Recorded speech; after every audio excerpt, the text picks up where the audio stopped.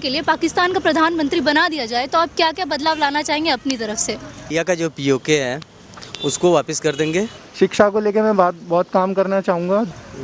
पाकिस्तान में देखो, सबसे पहले तो भारत से रिश्ते सुधारने होंगे। जी। जो आतंकवाद है उसको बिल्कुल तरह ख़त्म कर दो। जो बॉर्डर पार करके आतंकवाद भारत में आता है उसको बिल्कुल ख़त्म कर दो। सबसे पहले तो मैं इंडिया आऊँगा।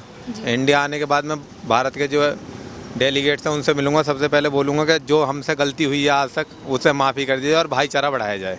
तो मेरा सवाल आपसे ये है कि अगर आपको पाकिस्तान का एक दिन के लिए प्रधानमंत्री बना दिया जाए तो आप क्या क्या बदलाव लाना चाहेंगे या क्या करना चाहेंगे? सबसे पहले तो मैं उसमें ना जो जितना भी आतंकवाद है उससे ख़त्म करने की कोशिश करूँ, क्योंकि पाकिस्तान एक ऐसा देश है जो आतंकवाद को बढ़ावा देता है और वहाँ के जो प्रधानमंत्री वगैरह वो सब कुछ सारे सपोर्ट करते हैं, इसलिए वहाँ से आतंकवाद की ज़्यादा पैदावारी होती है। अगर मुझे वहाँ बनने का मौका मिलेगा तो मैं सबसे पहले ये चाहूँगा कि जितना भी वहाँ पर आतंकवाद है सबको सब खत्म कर जाऊँ और एक शांति कायम करूँ। सबसे पहले तो वहाँ आतंकवाद पर हमला करेंगे, उसके बाद रोटी कपड़ा और मकान की जनता की व्यवस्था करेंगे।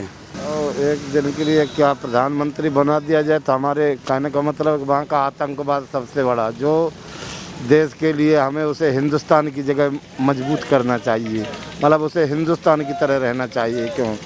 और वो तो आतंकवाद में ही सबसे ही बड़ा आतंकवादी है पाकिस्तान। तो मेरे कहने का मतलब है वहाँ की जनता के साथ बहुत गलत व्यवहार हो रहा है और हमारा मानना है कि हिंदुस्तानी तरह उसे जीना चाहिए, आराम से हिंदुस्तानी तरह रहना चाहिए। आतंकवाद वहाँ मिटाना चाहिए, पढ़ाई रोजगार शिक्षा अच्छी होनी चाहिए। को एक दिन के लिए पाकिस्तान का प्रधानमंत्री बना दिया जाए तो आप क्या क्या बदलाव लाना चाहेंगे अपनी तरफ से? पाकिस्तान में देखो, सबसे पहले तो भारत से रिश्ते सुधारने होंगे। जी। ठीक है, क्योंकि हमारी जो यहाँ की अर्थव्यवस्था बिल्कुल ख़त्म हो चुकी है पाकिस्तान की, और अगर हमारे भारत के साथ रिश्ते अच्छे होंगे तो हमारा व्यापार और काफ़ी अच्छा वो बढ़ेगा। हाँ, तो सबसे पहली जो प्राथमिकता होगी वो भारत से रिश्ते सुधारने की होगी। जी, मतलब आप चाहते हैं कि हमारा पाकिस्तान और भारत का रिश्ता सुधर जाए जिसकी वजह से हम लोग आर्थिक स्थिति या जो भी है सब सही कर पाए, ये कहना है। बिल्कुल। देखिए, पाकिस्तान जैसे हम सब लोग जानते ही हैं हिंदुस्तान में से निकला है, 1947 में डिवाइड होके हमारा हमसाया मुल्क है।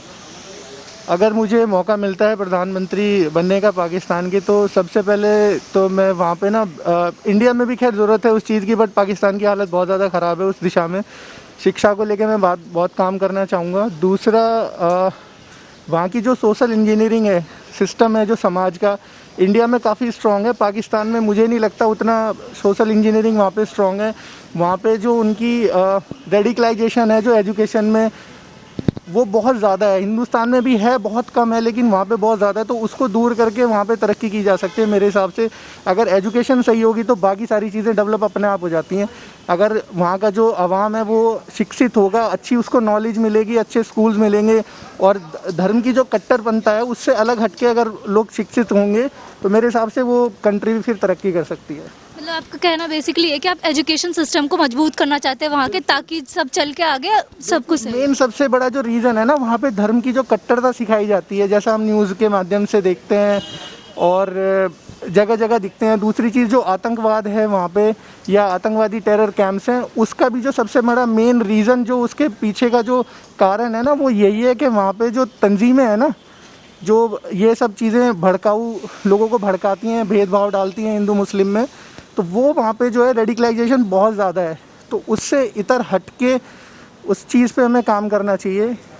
शिक्षा पे लोगों को दिखाना चाहिए कि सारे धर्म बराबर हैं। लोगों का पूजा मज़हब करने का मतलब पूजा पाठ करने का तरीका अलग हो सकता है, तो उसके हिसाब पे लोगों में भेदभाव नहीं करना चाहिए। तो वो चीज़ उनके दिमागों में भरी हुई है, जो उनकी जो भी उनके मतलब जैसे आप मौलानाज होते हैं, अलग अलग तंजीम है उनकी, तो वो बचपन से ही लोगों के मदरसों में भर देते हैं, मुझे ऐसा लगता है।